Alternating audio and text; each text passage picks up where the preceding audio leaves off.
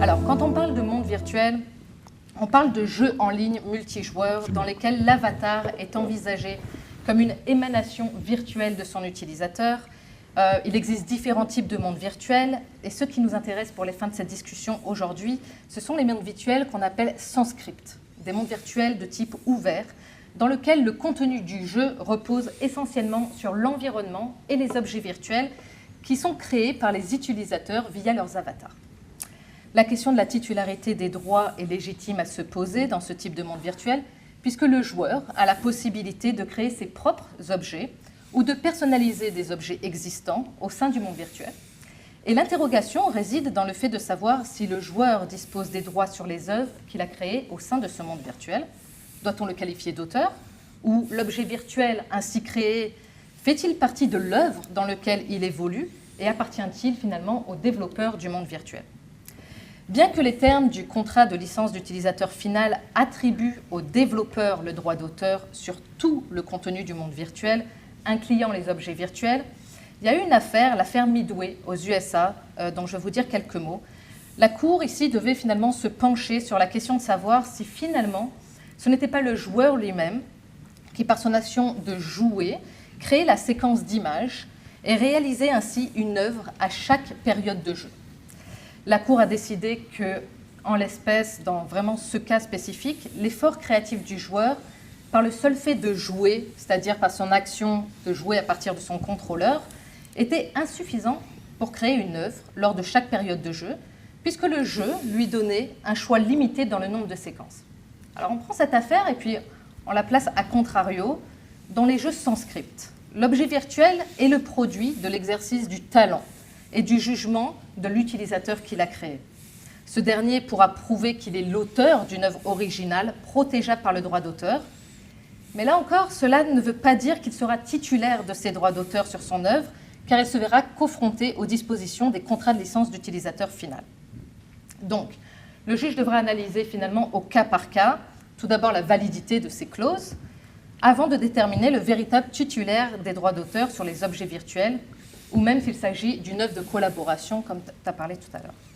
En fait, cette thèse de collaboration, de co-auteur, même que tu as fait mention, dans les relations entre le développeur et les utilisateurs, est vraiment intéressante, que ce soit dans la création des objets virtuels, ou même pour les créations qui sont générées par les systèmes d'intelligence artificielle. Je vais revenir là-dessus un petit peu plus tard. Dans le cadre de ma thèse également, il y a eu la question qui s'est aussi posée quant à savoir si on devait créer une fiction juridique. Tu l'as précisé tout à l'heure, comme ce fut le cas pour les personnes morales, pour accorder la personnalité juridique à l'avatar, afin qu'il soit lui-même reconnu auteur des objets virtuels. Alors, cette question s'est posée il y a une dizaine d'années déjà. Alors même que l'avatar, à ce moment-là, n'avait aucune autonomie vis-à-vis de son utilisateur. L'utilisateur devait se connecter au monde virtuel pour activer son avatar et le faire fonctionner un petit peu comme une marionnette. Cependant, depuis les 2 dernières années, on voit apparaître des débats parce que l'avatar commence à se déconnecter de son utilisateur par rapport à la puissance des systèmes d'intelligence artificielle. Pour la plupart des utilisateurs des mondes virtuels, dans les faits, et vraiment quand on est à l'intérieur d'un monde virtuel, après, on va dire 10 minutes, on oublie soi-même et on se prend un petit peu pour l'avatar. Dans les faits, les avatars sont vraiment perçus comme une identité autonome et indépendante de celle de la personne physique le contrôlant, même si l'intention ou l'initiative de créer un objet virtuel dépend finalement encore de la personne humaine. Selon certains auteurs, rien ne fait opposition à ce que l'avatar ou l'IA dispose d'une personnalité juridique. On pourrait ainsi utiliser l'expression même de personnalité virtuelle. Le critère de talent et du jugement, établi par la Cour suprême dans l'affaire CCH de 2004, serait satisfait dans le cas où l'avatar ou l'IA fait preuve d'une assez grande autonomie pour prendre ses propres décisions et apprendre à partir de ses propres expériences.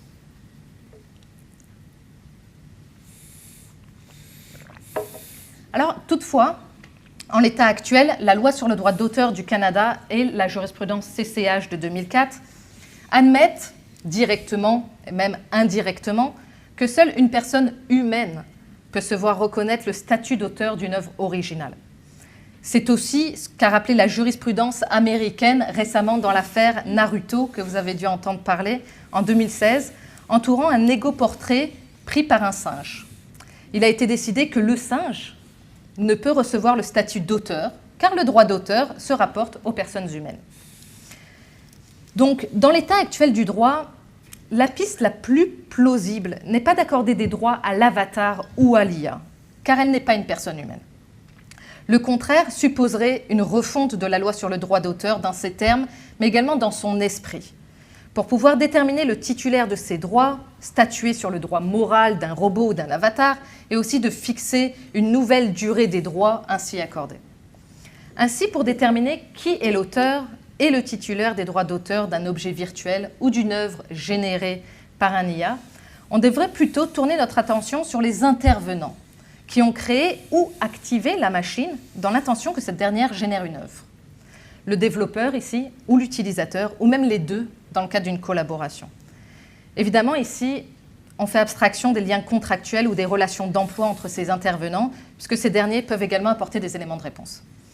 Dans le même esprit, une solution assez simple permettrait de rendre la loi sur le droit d'auteur plus claire à cet égard, en reprenant une disposition similaire du Copyright Design and Patent Act du Royaume-Uni de 1988, qui a été repris par la Nouvelle-Zélande et par l'Irlande, et qui indique, et je l'ai traduit en français, dans le cadre d'une œuvre littéraire, dramatique, musicale ou artistique créée au moyen d'un ordinateur, la personne ayant pris les dispositions nécessaires pour créer ladite œuvre sera réputée en être l'auteur. Par ailleurs, l'article 178 de cette même loi précise qu'on entend par œuvre créée par ordinateur toute œuvre créée par ordinateur dans des conditions excluant toute intervention humaine.